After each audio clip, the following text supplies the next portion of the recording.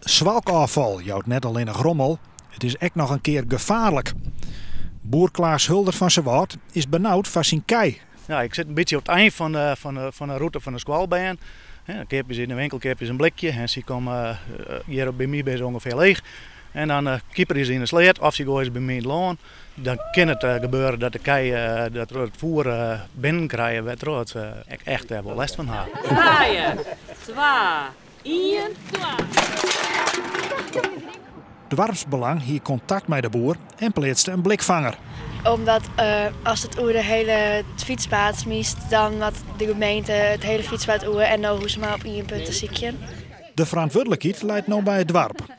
De bewoners worden daar toch meer belutsen bij het probleem van zwalkafval. Op een andere manier krijg je er ook wel aardigheid om. Het stekt ook wel om. Je bent erbij bezig en je hebt echt het gevoel het helpt. En daar krijg je zelf een goed gevoel van.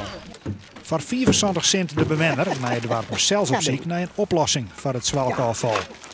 Van Sewaard, met 400 inwoners, gaat het dan om een bedrag van €300 in het jaar. De gemeente komt net met del. Het dorp moet het nou zelfs doen. Mijn dochter zit ik in het dorpbelang. En die heeft nog aan het werk dus. Maar ze zei, zo ga je dat ding net voor uw leeg kennen. Nou ja, de dochter dat vreegt. Dan zei ze gewoon net nee. Hoe vaak zit je nog leeg? Nou, zo ik hier wel geregeld even aan, want mijn dochter went dus tuintijd, ja, dat is ook heel enkel wel eens even. Of de mensen wel eens denken, dat ligt er al, ja.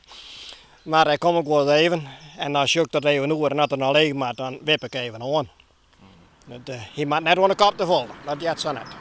Nou, klaar.